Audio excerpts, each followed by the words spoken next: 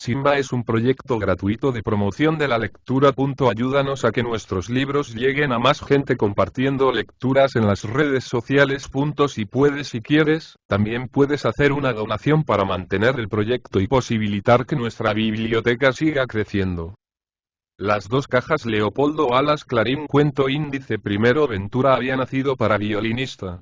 Fue esta una convicción común a todos los de su casa desde que tuvo 8 años el futuro maestro.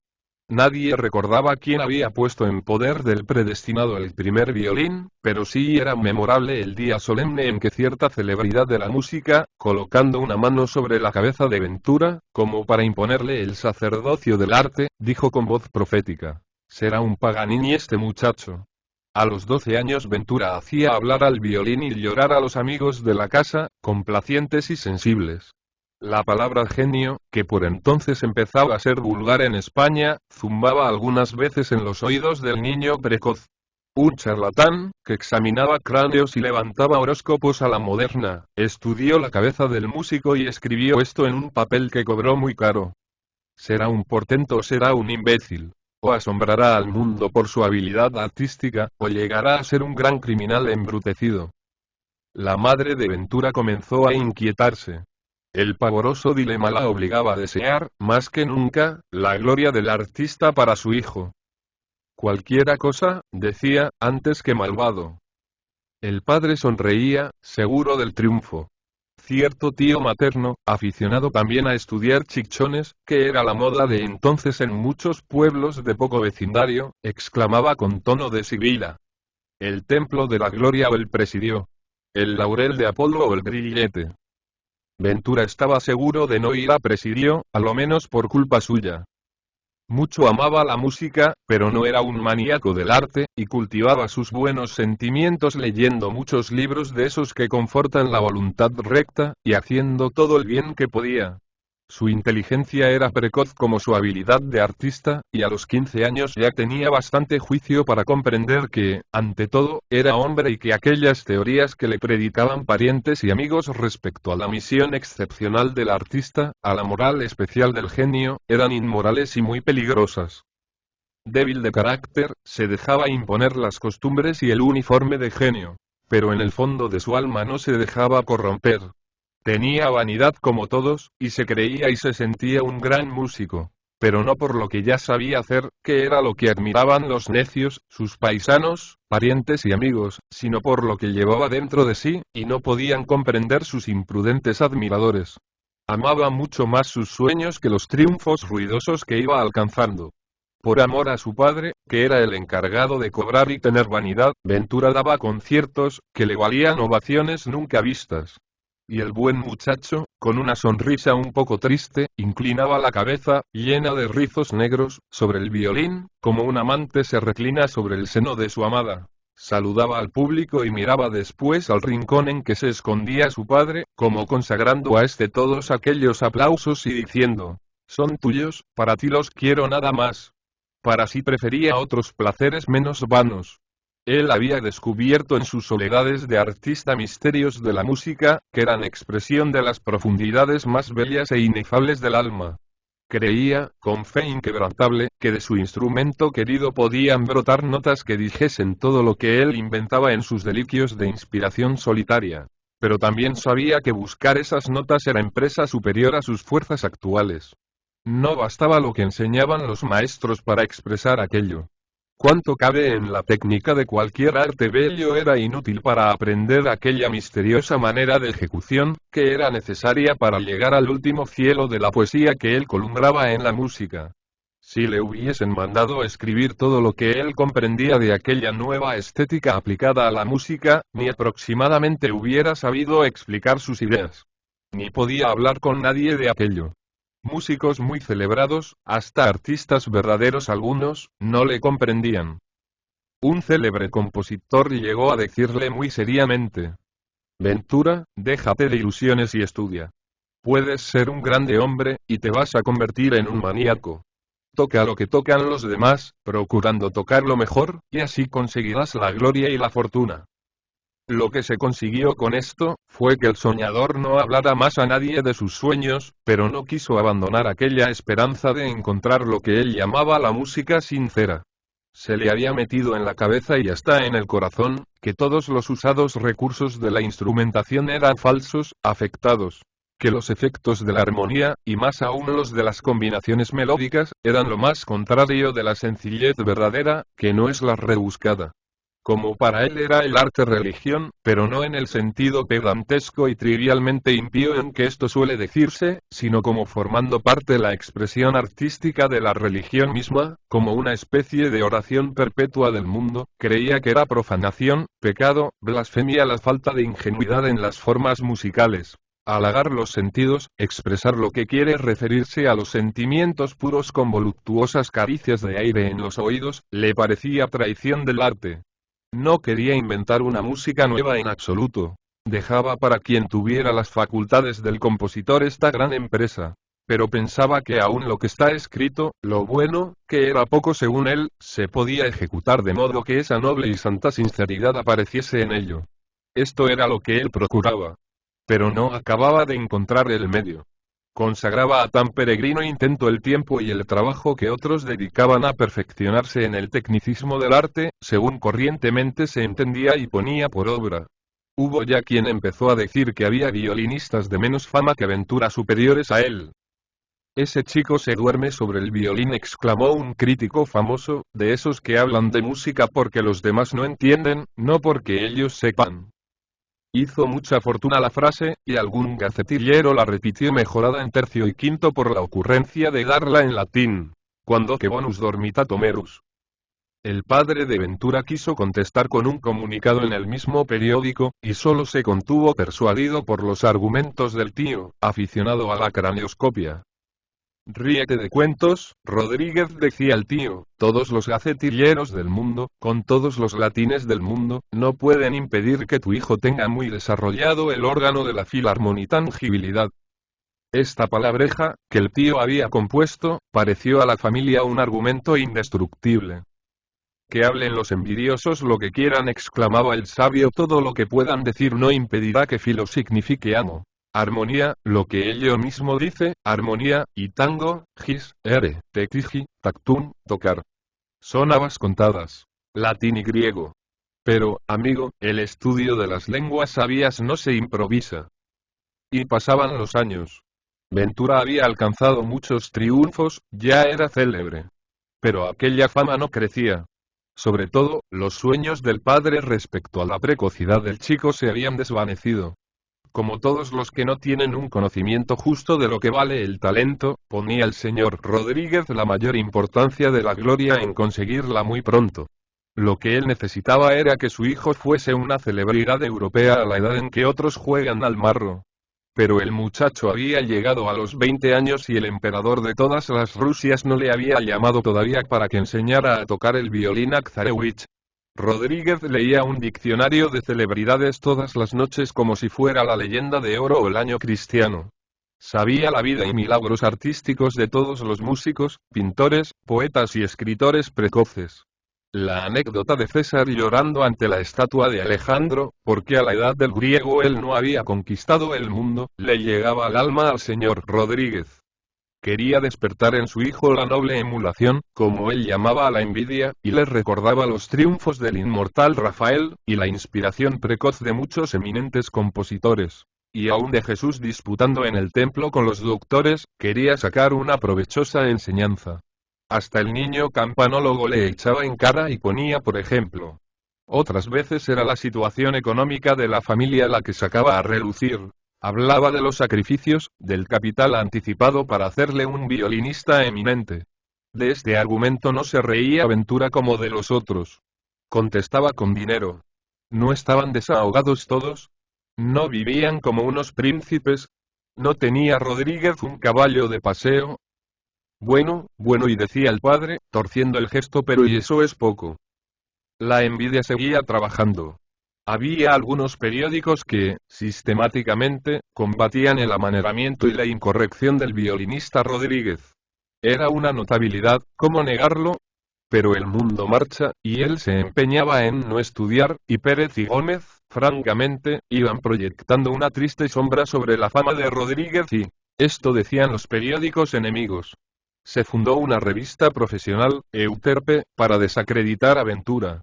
La dirigía un señor de la orquesta y la pagaba Gómez, el otro violinista famoso. Rodríguez, padre, quiso desafiar a Gómez, pero Ventura amenazó con romper el violín si no se despreciaba aquella ignominia de las calumnias. El tío, el de los cráneos, dudó entonces que fuese Ventura un verdadero artista. Se preciaba de conocer el corazón humano ni más ni menos que la cabeza, y dijo tristemente en secreto a Rodríguez: tu hijo no es un artista. No le lastiman las censuras, no le hacen llorar lágrimas de sangre y no es un artista. Por aquel tiempo no lo tenía para pensar en rivalidades y críticas injustas el bienaventurado mancebo. Se había enamorado. Estaba en otro mundo su pensamiento. Cuando encontraba a Gómez y a Pérez en algún concierto les apretaba la mano con efusión. Hipócrita, ¿cómo disimula? Decían ellos por lo bajo. Y Ventura, con las mejillas un poco encarnadas, los ojos húmedos y muy abiertos les sonreía y alababa sus progresos en el violín.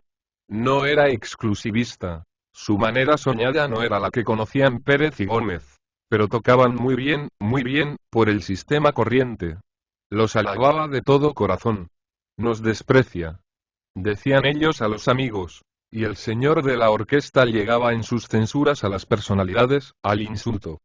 Por culpa de su amor Ventura padecía grandes distracciones. Le mareaban las disputas, no quería leer periódicos ni libros, y no sabía lo que pasaba en el mundo artístico.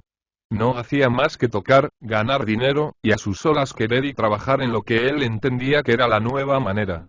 Euterpe llegó a decir que la educación debe ser armónica, que el músico no puede ser hoy, en el estado de cultura a que hemos llegado, un ignorante de las materias afines a su arte. Debe conocer la historia, la estética, y sobre todo tener sentido común. Pasó la época de las grandes melenas y las extravagancias del artista. Hoy el músico debe ser como todos, vestir a la moda, conocer el mundo y vivir como la gente. Lo demás es una afectación ridícula con que se quiere aparentar un genio que acaso no se tiene.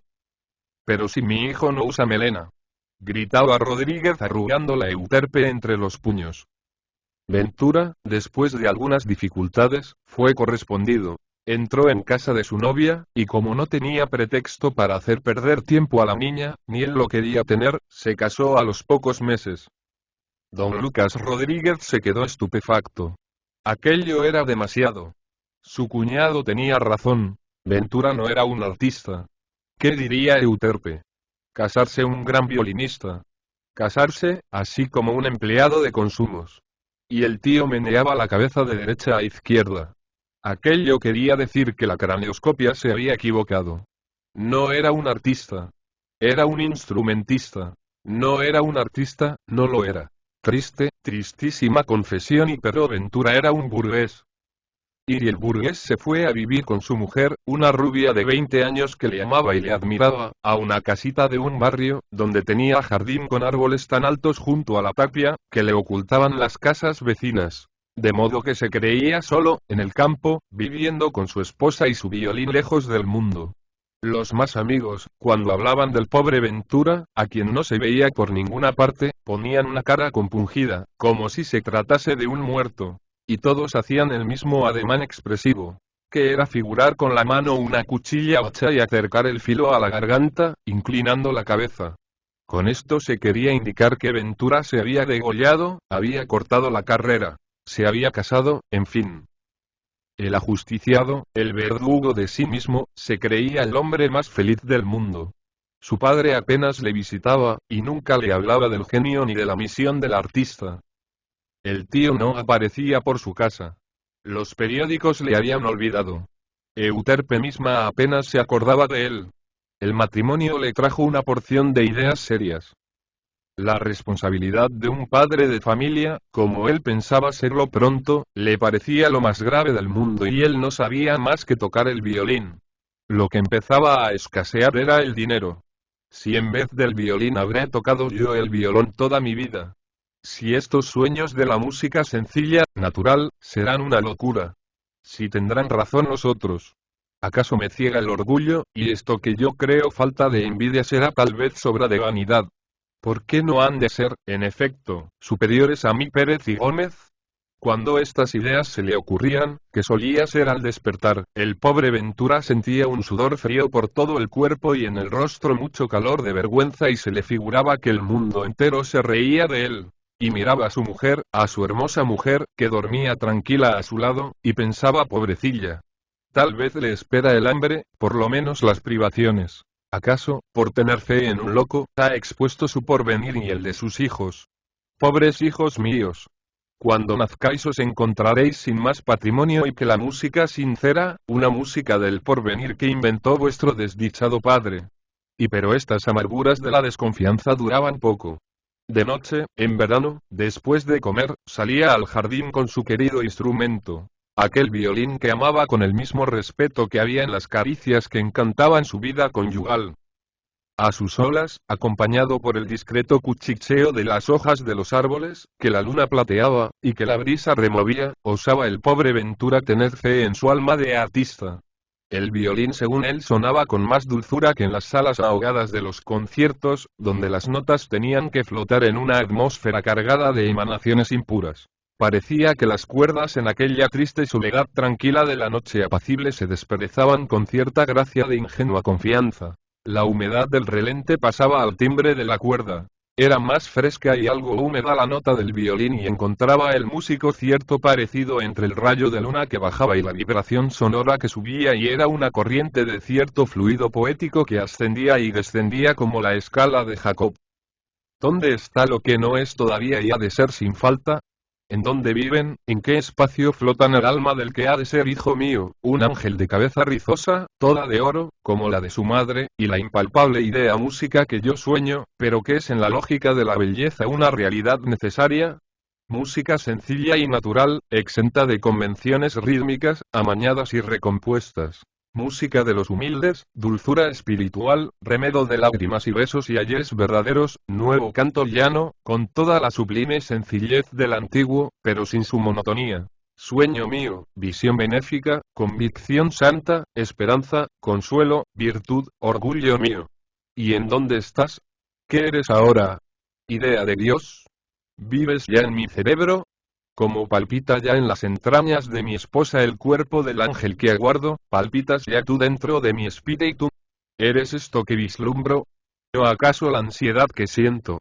¿O la alegría inexplicable, repentina y frenética de algunos momentos en que parece que todo mi ser se transforma y se eleva? ¿Dónde estás, música mía? Yo te aguardo. Aquí esperaré hasta la aurora. Sé vapor del relente, extracto de aroma, rayo de luna, murmullo de la fuente o de las hojas y ven con el alba a caer sobre las cuerdas de mi violín como el rocío caerá sobre las flores. Cuando hablaba así para sus adentros Ventura, gran retórico de lo inefable, en su violín no sonaban más que unos dulcísimos quejidos, que eran como el murmullo que hay en los nidos de las golondrinas cuando los hijuelos aguardan el alimento y parecían los ensayos de los gorjeos de aquella bandada de ruiseñores notas que esperaba Ventura en la próxima primavera y en la primavera de la música nueva que él debía inventar y... Ventura, que te vas a constipar, entra, decía una voz amorosa desde una ventana de la casita, y Ventura, volviendo de repente a la realidad, estornudaba 5 o 6 veces, y se metía en su cuarto, con el alma presa de un catarro crónico de desencantos. No sabía su pobre mujercita que al sacar del jardín a su marido, le sacaba del único cielo en que él podía estar contento. Un cielo en que efectivamente había música. Y por lo demás, los negocios iban de mal en peor. Ventura cada vez trabajaba menos. Ni él procuraba agradar a los contratistas de conciertos, ni estos le buscaban ya con el afán de antes. Algunos reconocían aún la superioridad de Ventura, pero decían: el público aplaude lo mismo, y acaso más aún Mecía Pérez, que son más seguros, que trabajan con más entusiasmo y más asiduamente. Vengan Pérez y Gómez, y Ventura Rodríguez allá se las halla. Ventura notó que el mercado disminuía, que la demanda se alejaba y el orgullo, lo que él llamaba su dignidad de artista, no le permitía solicitar lo que ya no se le ofrecía espontáneamente. Muchas veces todavía le llamaban para una gran solemnidad, y él contestaba: que vaya Pérez, que toque Gómez y... Cuando nació el ángel rubio que Ventura esperaba, en aquella casa se iba pasando del lujo prudente y moderado al bienestar modesto y parsimonioso en los gastos. La áurea mediocritas empezaba a no ser áurea y se quedaba en mediocritas. El padre de aquel inocente, que no tenía más patrimonio que la música de un sueño, creyó llegado el momento de pensar en algo, de hacer algo. Cualquier cosa menos profanar el violín. Él no podía hacer lo que Pérez y Gómez. Ni podía ni quería. Pero sobre todo, no podía. Era preciso confesarlo. La habilidad de aquellos hombres era grosera, material, cosa ajena al espíritu, a la inspiración, a la dignidad del ideal artístico y pero habilidad al cabo. La habían adquirido con mucho trabajo, a fuerza de repetir sus ensayos, dominando poco a poco el instrumento, como quien domestica una fiera. Le hacían hablar, y eso era lo que el público exigía. Ventura quería hacerle vivir, y eso era imposible por lo visto. Sí, pensaba él desesperado, el violín de Gómez habla, pero como un loro, como habla Gómez.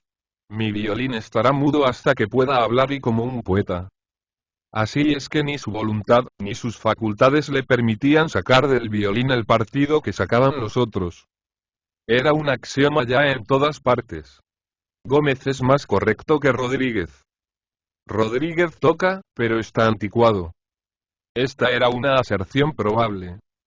Y también se decía, ese chico no adelanta. Y en este siglo el que se para se hace aplastar. Rodríguez no estudia.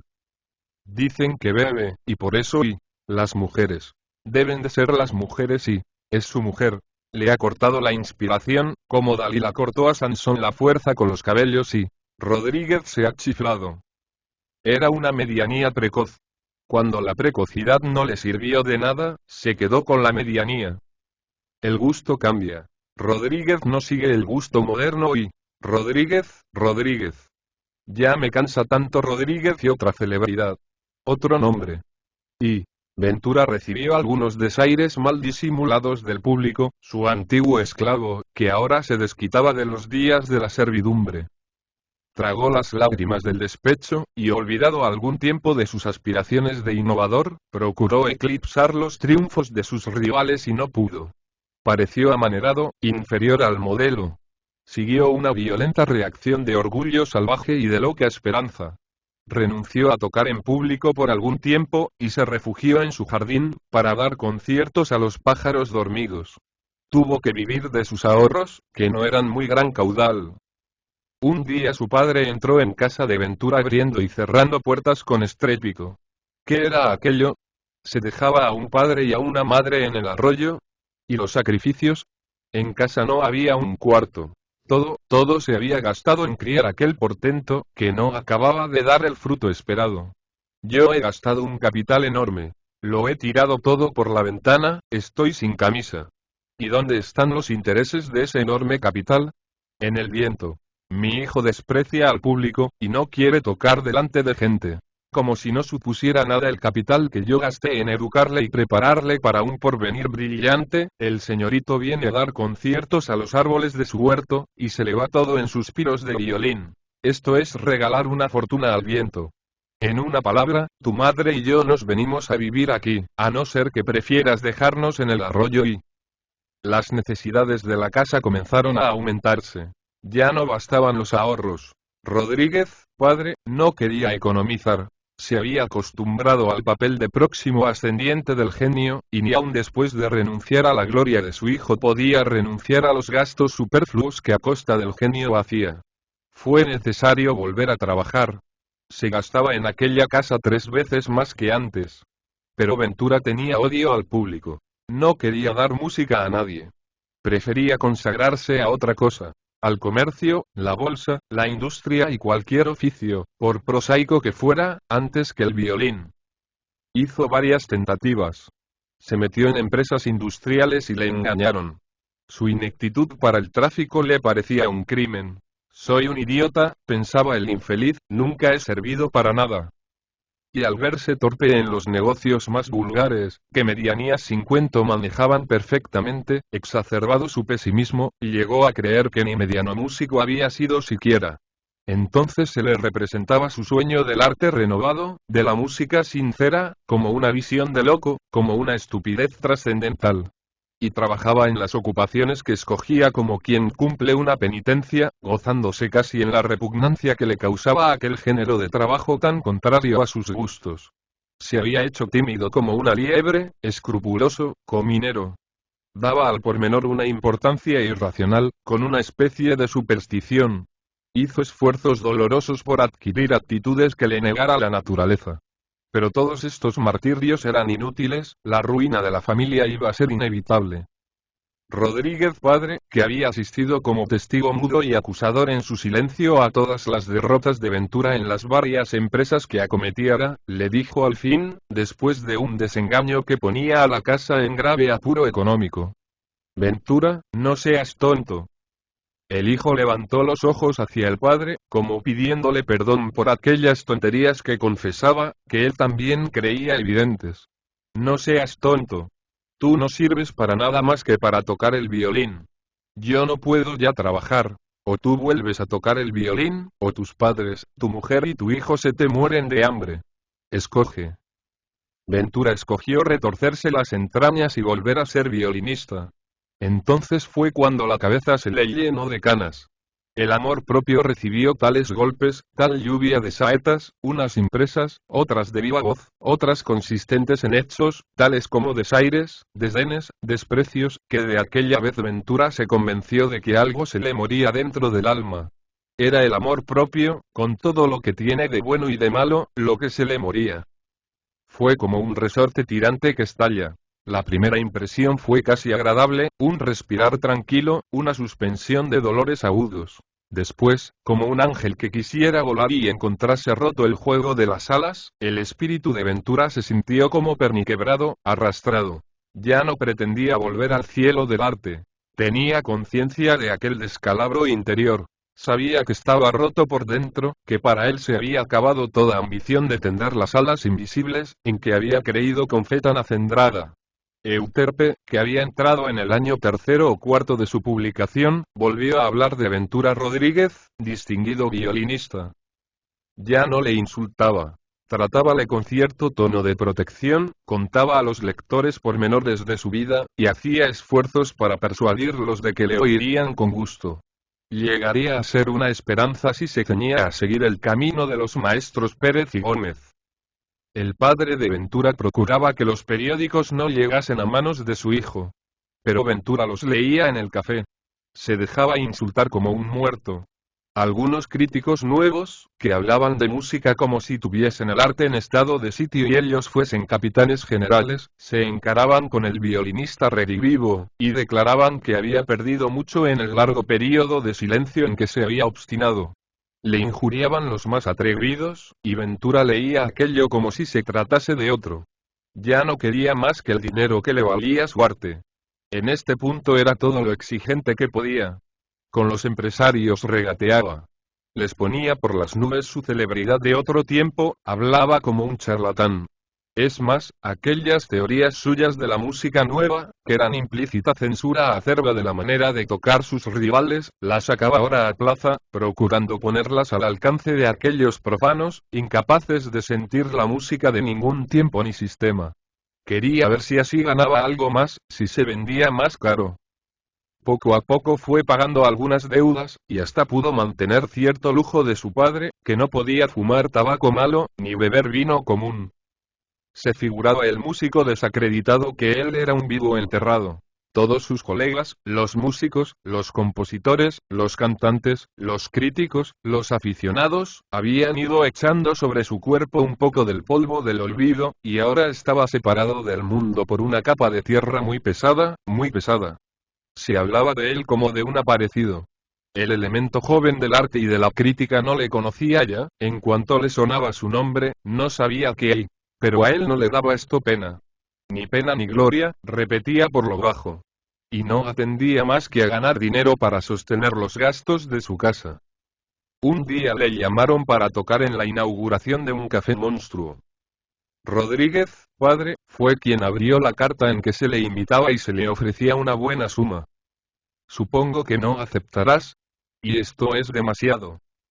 Demasiado es todo, contestó sonriendo Ventura, pero acepto. ¿Qué aceptas? Está muy bien pagado y fue. Por aquel tiempo empezaron a olvidarle los periódicos. Ni para humillarle le nombraban. ¿Tocaba peor que antes Ventura? No se puede asegurar que sí ni que no. Pero es cosa evidente que tocaba con menos fe, como una máquina. ¿Y la música sincera? Aquella manera nueva de tocar que él estaba descubriendo. Aquello era su remordimiento. Ya no creía en aquel arte restaurado. Había sido un sueño del orgullo. Una extravagancia de una medianía que se revela y quiere ser eminencia, no por el camino recto, sino discurriendo novedades raras, absurdas. Eso era él, según él mismo. ¿Cómo se había convencido de ello? Con pruebas sacadas de sus estériles ensayos, de sus tentativas inútiles. Oh. No, por cierto, eso no. Ni un solo argumento, ni un solo sofisma había podido discurrir contra la nueva manera de la música que en los tiempos felices de la vigorosa inspiración, de la reflexión seria y sabia, se le había parecido como una necesidad lógica del arte. Pues entonces, ¿por qué había perdido la fe? No lo sabía a punto fijo. Por todo lo demás. Por culpa de Euterpe, de Rodríguez, padre, del empresario, de Gómez, de Pérez, por culpa del mundo y en fin, por el diablo. ¿Qué sabía él? Pero le daba vergüenza haber creído en su invención y haber sacrificado a ella la felicidad de su familia. Empezó a escasear el trabajo en la corte. No bastaba buscarlo con afán y sin poner condiciones. Iba faltando demanda y Ventura admitió contratas con empresarios de provincias. Dejó a su padre y a su madre en Madrid, y se fue a recorrer Andalucía y Castilla, Cataluña y Aragón con su violín, su mujer y su angelillo. Lo único que había salido como él lo había soñado. Era hermoso como una flor su Roberto. Adiós, Madrid. Todo Madrid le había aplaudido y aquel todo Madrid se quedaba allá arriba y entre aquellos faroles que se iban apagando en la niebla y pronto sería Rodríguez como un muerto olvidado. Es decir, nada multiplicado por nada y buen viaje. El Iris se abría a las 8 de la mañana en invierno. Los mozos, soñolientos, barrían, limpiaban los bancos, deshacían las torres de sillas que había sobre las mesas, y se iban los más a dormir otra vez. Quedaban 2 o 3 para el poco servicio de la mañana. Leía uno el diario, periódico de primer orden en la provincia. Otro jugaba con el gato. En el mostrador, silencio. El piano, bien cerrado y abrigadito con su funda verde, extendía su cola sobre la plataforma de pino blanco, majestuoso en su sueño de toda la mañana. Estaba la plataforma en medio de la sala, rodeada por un antepecho de madera pintada de azul y oro. Sobre un musiquero había algunos libros y piezas sueltas de música. Al otro lado del piano una silla alta forrada de terciopelo carmesí, oriunda de algún teatro. Allí se sentaba el señor de Madrid, la celebridad que cobraba 5 duros todas las noches y cenaba de balde. Los mozos del Iris no ocultaban su orgullo. La cerillera del Portal, que vendía toda la prensa de Madrid y de provincias, oía con religiosa atención a Lucas, el mozo más viejo del Iris, por la 1000ª vez, su maravillosa narración. El señor de Madrid fue contratado primero por esos granujas del café del gran mundo, esos tipos llenos de fantasía que se están empeñando hasta las orejas por hacernos perder a todos. Y pero ve usted cuánto rumbo y cuánto convite a los de los papeles. Pues bueno, señora Engracia, por peso de más, peso de menos, el señor de Madrid se quedó sin la contrata y los de allá sin su músico. Entonces el amo, que lo supo, el amo, que sabe gastar de veras y sin ponerlo en el diario, fue el que hizo. Pues nada, llamó al señor de Madrid y le dijo. ¿Que los 5 duros? Pues los 5 duros y qué cena. Pues qué cena. Ahora los de allá, despechaos, claro, dicen que valiente ganga, que ellos hacen más ruido. Que este señor de Madrid es un arruinao, un trasto viejo. Y la verdad es que la gente se va al gran mundo, porque este pueblo, señora Engracia, no es filantrópico, y vamos y que no sabe de música. Pero lo sabe, le ha oído, el de Madrid toca como un ángel. Y el pobrecillo pone una cara de bueno pa' tocar y... La señora Engracia estaba de acuerdo con Lucas, y no había disputa. El mozo se volvía a retozar con el gato. Por la tarde el Iris se llenaba de gente del campo, que en aquella tierra dejan sus faenas mucho antes de que el sol se ponga. con su manta al hombro, muchos, casi todos con su pañuelo de colores atado a la cabeza, entraban con aire satisfecho, pisando fuerte y llamando recio al mozo. De 5 a 7 había música. Pero nada más que de piano. El señor de Madrid tocaba por la noche. El pianista ganaba 4 pesetas y cenaba también. Era un viejo calvo, grueso, lacio, mustio. La expresión de su rostro era la de un carnero cansado, momentos antes de morir. Vivía de cobrar un tanto por ciento al clero catedral por derechos de habilitado, y de tocar el piano en el iris.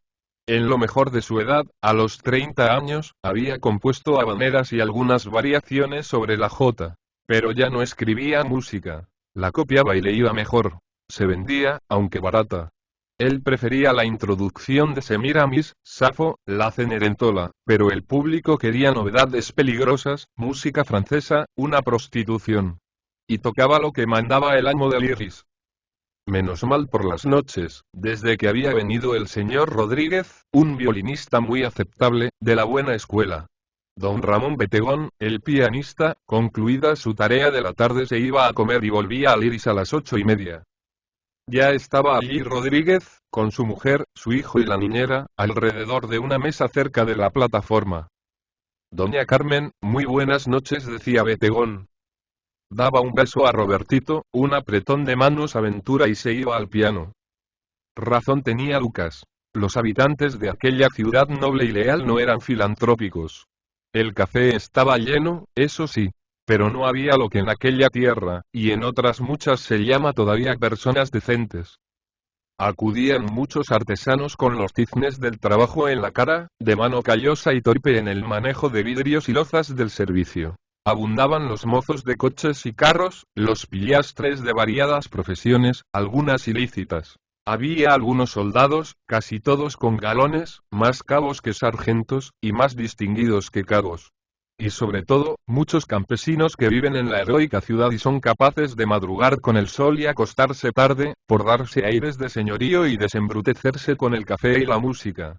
Algunas mujeres honradas, de pueblo, acompañaban a sus maridos, padres o hijos mirándolo todo con curiosos ojos que no ven claro, saboreando el gasto con usura. Hablaban en voz baja y tomaban su café con religiosa ceremonia, pensando en la importancia de los 25 céntimos que cuesta.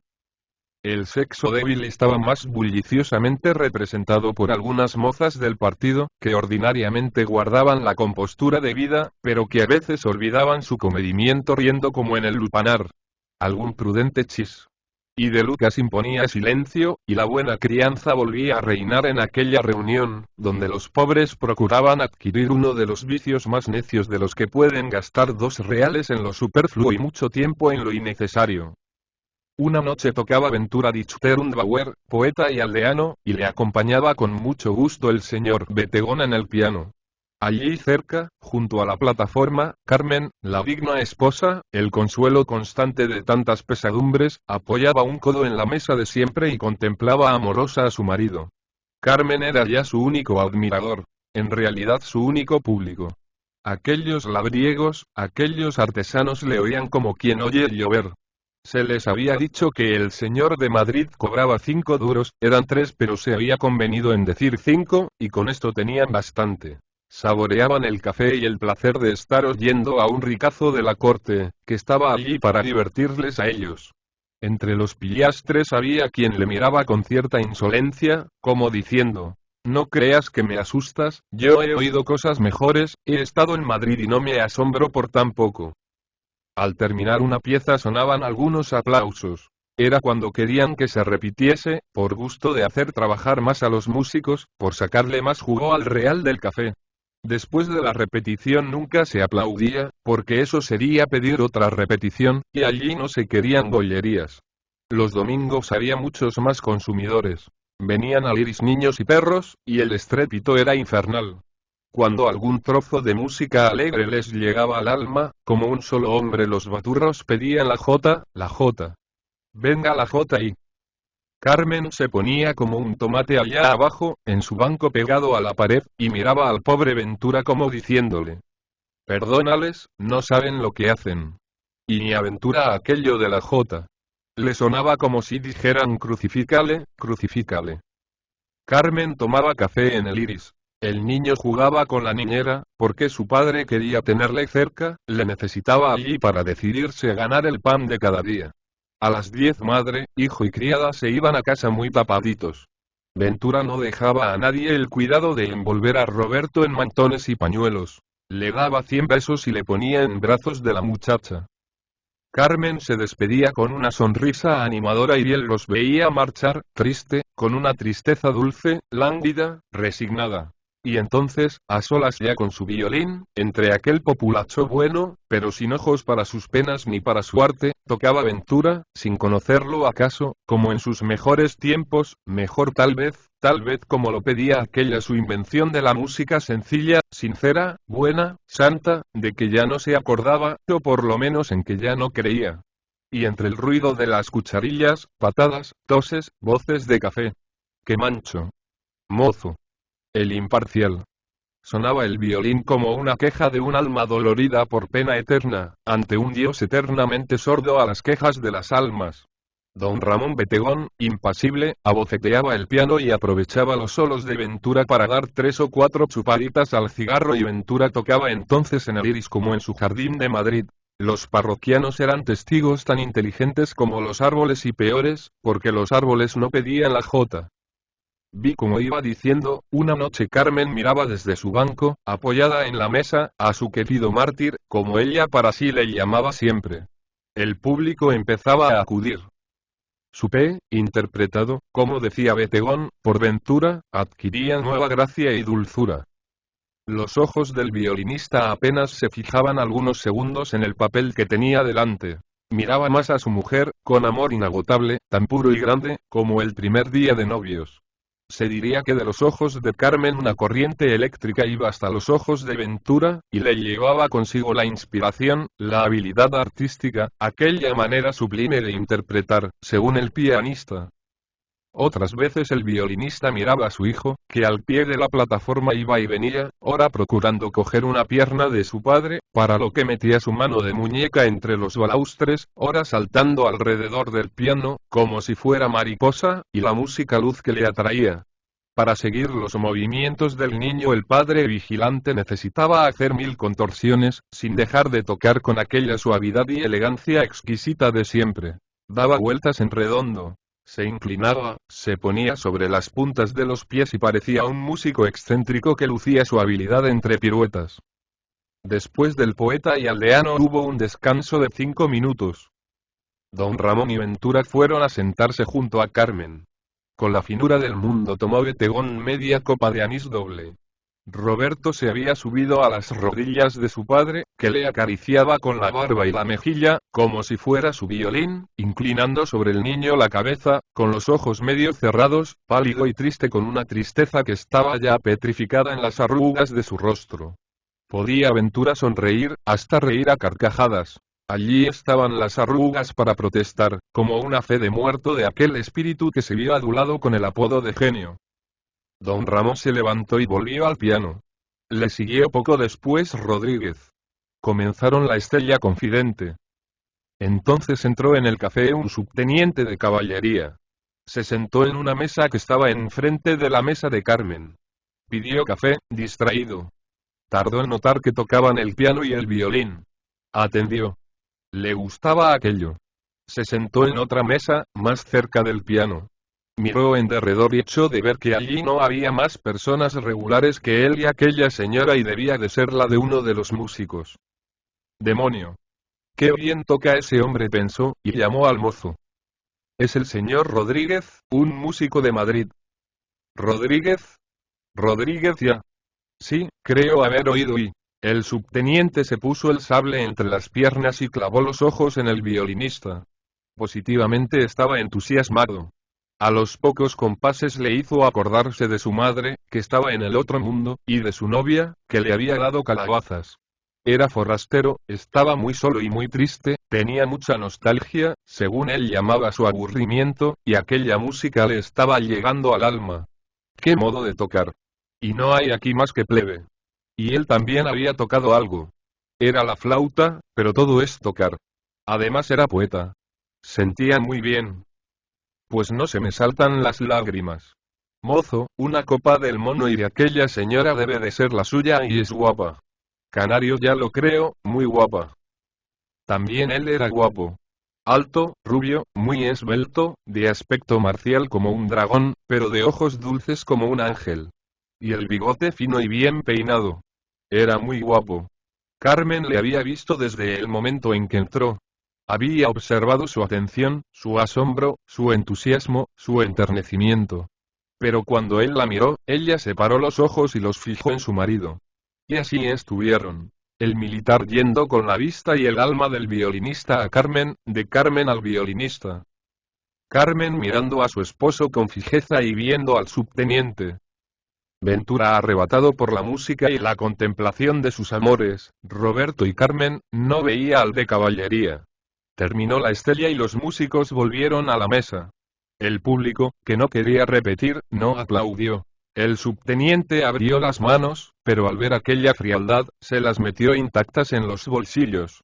¡Qué lástima! Tenía que marcharse sin remedio. Era tarde, le esperaba el coronel.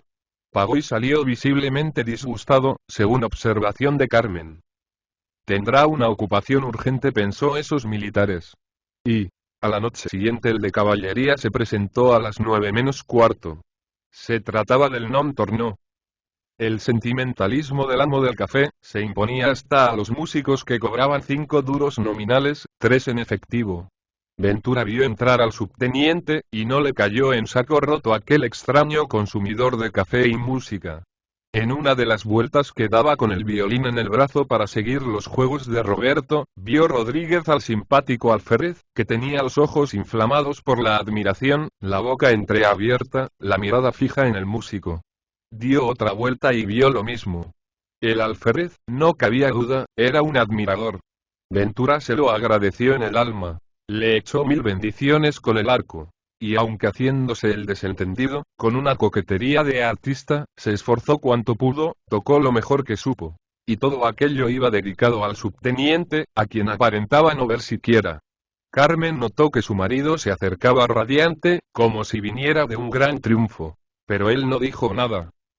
«Está hoy contento», dijo de Ramón, que siempre estaba triste, y solo simpatizaba con los desconsolados. «Sí, me siento bien hoy. Y además el médico me ha dicho que lo de Roberto no es nada. Sin embargo, yo recomiendo el aceite de hígado de bacalao y ese niño crece poco. Mire parece un tapón». «Pobrecito mío», exclamó la madre, «te llaman tapón». «Un tapón muy bonito, pero un tapón, señora, y mire apostaría a que cabe en la caja del violín de su padre. Se le podría enterrar en ella». «Jesús», gritó Carmen estremeciéndose, «no tanto y no lo quiera Dios». Mientras la madre apretaba al niño contra su corazón, Ventura tembló reparando en la caja del violín. En efecto parecía un ataúd para un angelito y como un violín. Era de madera negra con chapas de plata. «Estradella y pietas ignore», dijo don Ramón, y puso con solemnidad las manos sobre el teclado. Ventura tocaba con una tristeza religiosa, que llegaba a las entrañas al subteniente. Pensó que aquello del infierno era muy verosímil. Pidió otra media copa de anís del mono, y se abismó en reflexiones religiosas. La existencia de Dios era evidente. Pero, a Dios gracias, era un Señor infinitamente justo y misericordioso, que no había de incomodarse porque un subteniente aburrido se enamorase platónicamente de la mujer de un notable violinista. Porque, no había para qué ocultárselo a sí mismo, él se iba enamorando de aquella señora. Su posición y su postura eran tan interesantes. Además, él veía en ella un reflejo del talento de su marido. Él había empezado, y seguía, admirando al músico como tal, pero no era cosa de enamorarse de él y naturalmente, se enamoraba de su mujer y por lo platónico. Carmen se confesaba en aquel instante a sí misma que toda la noche había pensado en el subteniente, que le era muy simpático, aparte de ser buen mozo. Porque se le veía que admiraba a Ventura, que sentía aquella manera, que ella comprendía también, y muy a su costa, por cierto. La casta esposa notó al cabo que las miradas del alférez se repartían entre ambos cónyuges pero no lo tomó a mala parte. Con no mirarle ella a él bastaba. Y precisamente para verle no necesitaba mirarle. Ventura volvió a tocar para su admirador. Ya le quería, sin saber por qué. ¿Qué vueltas da el mundo? Pensaba, yo desprecié a un público de inteligentes, de maestros y ahora me sabe a mí el agradar a un alférez que no sabrá ni tocar la corneta. Y Ventura hacía prodigios de habilidad, de gracia, de elegancia. El violín lloraba, gemía, blasfemaba, imprecaba, deprecaba y todo lo que quería el brazo. El entusiasmo y el enternecimiento del militar eran sinceros. Pero le gustaba la mujer del violinista, sin menoscabo del arte. La música le cargaba de electricidad, pero la electricidad se le escapaba al depósito común de las pasiones terrenas por los ojos de aquella señora. Pasaron días y días. El subteniente debía de estar de guarnición, porque no se marchaba. No faltaba ni una noche al iris. También Ventura le veía en sueños. Le veía, vestido de capitán general, acercarse a él, que estaba en un trono. Y después de muchos saludos con el tricornio, le entregaba una corona de laurel y oro, y se marchaba, andando hacia atrás y con grandes reverencias. Rodríguez ya se atrevía a sonreír frente al alférez, y a dedicarle sus saludos cuando había aplausos. Una noche, que se pidió la jota, le agradeció mucho que impusiera silencio a un baturro, que gritaba. Otra, pues. Pero no quería hablarle. Prefería tener a aquel admirador a distancia. ¿Acaso sería un majadero aunque no lo encontraba probable y era preferible no conocerle? Así se podía figurar en él al mismo Wagner disfrazado. El subteniente tampoco deseaba acercarse. Se le antojaba indigno de su nobleza valerse de la amistad para probar fortuna. Todo quería deberlo al poder de sus ojos, nada a la falsedad de una estratagema. Ventura dijo una noche a su mujer. ¿No te has fijado en aquel subteniente? ¿Cuál? Aquel, no hay más que ese. Viene todas las noches. Creo que le gusta lo que toco. No tendría nada de particular, contestó ella. Siempre había sido Carmen muy fiel esposa. Amaba y admiraba a su Ventura. Pero hacía muchos años que en las caricias, en los cuidados, en las confidencias del músico había una profunda tristeza, una desesperación resignada, atónita, humilde, casi servil, que daba frío y sombra en derredor. Parecía el contacto de aquel dolor mudo, el contacto de la muerte. No era posible respirar mucho tiempo la atmósfera de desconsuelo en que Ventura vivía. Todo organismo debía de sentir repugnancia cerca de aquella frialdad pegajosa y la intimidad del músico amenazaba con una especie de asfixia moral. Vi una noche, en Semana Santa, ideó don Ramón Betegón una especie de concierto sacro, y después de otras cosas se tocó el Stabat Mater, de Rossini. La música religiosa le daba a Ventura escalofríos. Un sacerdote de esos que tiemblan con la hostia en la mano, puesta toda el alma en el misterio, no consume con mayor unción y pureza de espíritu que las que había en el alma de Ventura al hacer llorar a los ángeles y gemir a María en los sonidos de su violín, su sagrario. Aquella noche, hasta los baturros entendían algo, y había en el café un silencio de iglesia. El subteniente estaba en su sitio. Carmen en el suyo, toda de negro. Ventura, en el momento en que hablaba con el violín de la soledad de la Virgen al pie de la cruz, fija la mirada en su esposa, notó en el rostro de ella una dulcísima sonrisa que no iba hacia él. Volvióse, y tuvo tiempo de ver llegar aquella corriente de amor triste y lánguido al rostro del alférez, que recibió la sonrisa besándola con otra y un pendebat filium, decía el violín a su manera, mientras Ventura se ahogaba.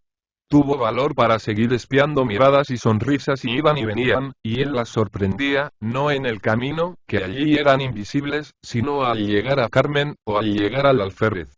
Qué sonreír, qué mirar. Y ellos, qué ciegos. No veían que él los observaba. Ya se ve, el éxtasis los tenía esclavos. La música sencilla, sincera, que sonaba allí en toda su grandeza, en el lamento religioso y los arrastraba a regiones de luz, al mundo invisible de la poesía. Era él quien les facilitaba aquel palacio encantado del sueño del amor. Y infames, infames. Debió de decir el violín también, porque se puso ronco de repente, desafinó de manera terrible. Betegón volvió la cabeza y vio a Ventura con la suya hundida entre las manos y las manos apoyadas en el antepecho de la plataforma. El violín estaba en el suelo, roto bajo los pies del señor Rodríguez. Vi cuando aquella noche, suspendido el concierto, por indisposición del violinista, volvieron a casa Carmen y Ventura, Roberto, que se había quedado en casa muy dormidito, despertó con dolor en la garganta. Otro tenía, en la garganta también, su padre. Pero al ver al niño calenturriento, medio ahogado, Ventura se sintió bien de repente, o mejor, no volvió a sentirse. 8 días duró la enfermedad del niño, y en todo ese tiempo el padre no pensó en sus propios males. Carmen nada sabía de las nuevas penas de su esposo, pues creía que era un secreto para él y para el mundo entero su debilidad, que ella misma maldecía. Velaba al pie de la cuna, queriendo satisfacer con la penitencia del amor de madre puesto en tortura las culpas de pensamiento de la esposa infiel. Ni una palabra de Ventura pudo hacerle sospechar que su falta estaba descubierta. Roberto murió a los 8 días. Carmen estuvo enferma de peligro. Ya convaleciente, Ventura le dijo: Carmen, tu madre podría cuidarte muy bien, mejor que yo. Allá en tu pueblo hay otros aires y allí la salud vendrá deprisa. Sí, vamos, y contestó ella. No, yo no. Vas tú sola. ¿Y tú? Yo me quedo y con mi hijo.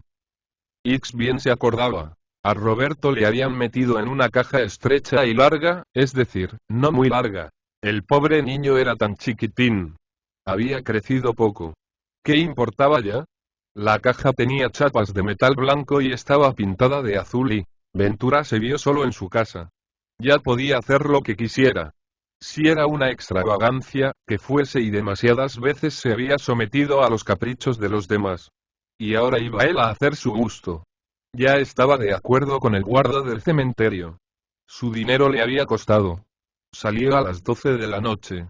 Debajo de la capa llevaba un bulto, que no debía de pesar mucho. Ventura corría por la carretera. Después dejó el camino real.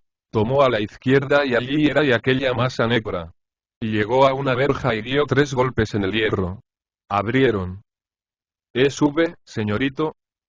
Sí, Ventura. El guarda se llamaba como él. Era un viejo con cara risueña. Venga V por aquí. Cuidado, no tropiece V con las cruces. No haga el menor ruido, no se despierten los perros y ya están aquí. ¿Ve usted? Silencio, Canelo. Chito, Ney. Y la alumna se asomó para ver la extraña ceremonia. Con franqueza, señorito. Yo me fío de usted pero y la verdad, y en esa caja cabe un recién nacido y algo más gordo, y yo no digo que haya trampa pero y la verdad, y ver y creer. Ventura respondió. Dice V que es aquí. Sí, señor, debajo de esa cruz amarilla está el chiquitín. Ventura se sentó en el suelo. Apoyó un codo en el bulto que puso a su lado sobre la tierra y dijo. ¿Cabe V, Ventura? Cagó el otro Ventura, y pronto tropezó el hierro con la madera. Ya está ahí. Limpie V otro poco, que se vea la tapa ahí. Se vio la tapa azul, ya muy sucia y raída, y el músico se tendió a lo largo en el camposanto. Ahora meta V eso ahí dentro. Señorito, yo quisiera y abra V con esa llave. Ventura cogió el bulto que había traído Rodríguez. Era una caja negra, parecida a un ataúd de niño, y tenía chapas de plata. El guarda abrió y vio dentro un violín con las cuerdas rotas. Ahora haga V lo convenido. La caja negra cayó sobre la azul, y encima fue cayendo la tierra. Ventura Rodríguez se había puesto en pie, al borde de la sepultura. El enterrador, que trabajaba inclinado, se irguió de repente y miró con miedo al músico y un hombre que enterraba un violín. ¿Y si sería? Y Rodríguez adivinó el pensamiento, y sonriente dijo. No tema V. No estoy loco. Madrid, junio 1883.